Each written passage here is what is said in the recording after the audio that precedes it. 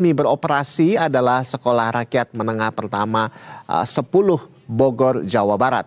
Dan kita pantau bagaimana situasi di Sekolah Rakyat Menengah Pertama 10 Bogor. Dan saat ini sudah ada jurnalis Berita 1 Zulfakar dan juru kamera Gilang Rahmat. Selamat pagi Zulfakar. Iya, Zulfakar, apakah pelaksanaan kegiatan belajar mengajar di sekolah ini sudah dimulai dari pantauan Anda? Seperti apa?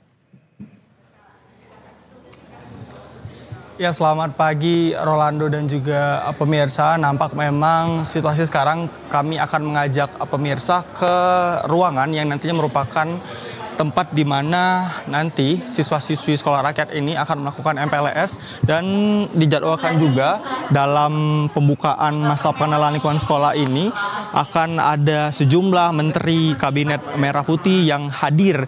Dan nampak informasi yang kami terima, Menteri Sosial Republik Indonesia Gus Ipul sudah hadir di Sekolah Rakyat 10 Kabupaten Bogor. Dan untuk situasi sekarang memang nampak siswa-siswi tadi memang masih berada di lokasi untuk registrasi begitu ya. Dan nantinya ketika semua persiapan telah siap begitu, siswa-siswi ini akan berkumpul dan juga bersama kedua orang tuanya untuk mengikuti MPLS yang memang dijadwalkan akan dilangsungkan pada hari ini di sejumlah titik selain di Bogor, adapun di daerah lain seperti di Jawa maupun di Sumatera. Rolando. Baik, Zulfakar, ini kabarnya wilayah Kabupaten Bogor akan menerapkan 2 lokasi yang menjadi sekolah rakyat, yaitu tingkat SMP dan juga SMA begitu ya. Seperti apa?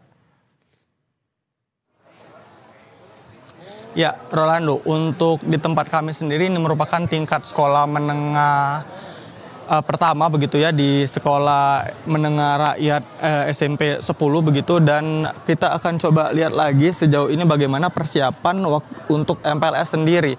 Nampak tadi kami lihat sudah dilakukan geladi begitu, tadi siswa-siswi nampaknya akan ada yang perform untuk menampilkan bakat mereka.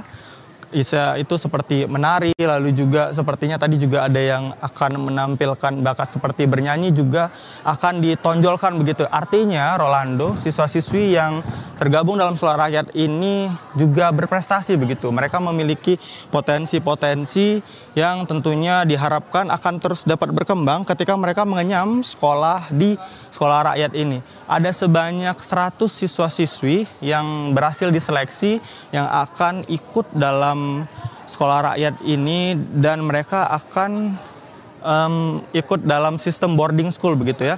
Artinya mereka akan tinggal di asrama. Dan tadi kami mendapat informasi bahwa ada sebanyak 11 atau 14 tenaga pendidikan yang akan mengajar sejumlah mata pelajaran yang memang kurikulumnya juga masih dalam kurikulum nasional, namun akan ditambah dengan sejumlah kurikulum lain untuk meningkatkan kembali bakat mereka. Dan pada hari ini tidak hanya memperkenalkan bagaimana situasi di sekolah rakyat, hari ini juga akan ada cek kesehatan, kemudian ada juga tes DNA talenta, yang artinya kegiatan di sekolah rakyat ini akan lebih ke personal learning begitu, Rolando. Berarti siswa-siswi ini akan diidentifikasi begitu bakatnya seperti apa, dan akan dilihat apakah potensi-potensi yang dapat ditimbulkan di sekolah rakyat ini. Artinya kita akan pantau lebih lanjut lagi bagaimana sekolah rakyat ini yang memang dikhususkan untuk siswa-siswi dengan kategori khusus, yakni dalam kategori miskin ekstrim begitu ya, Rolando. Ini juga merupakan wujud upaya pemerintah untuk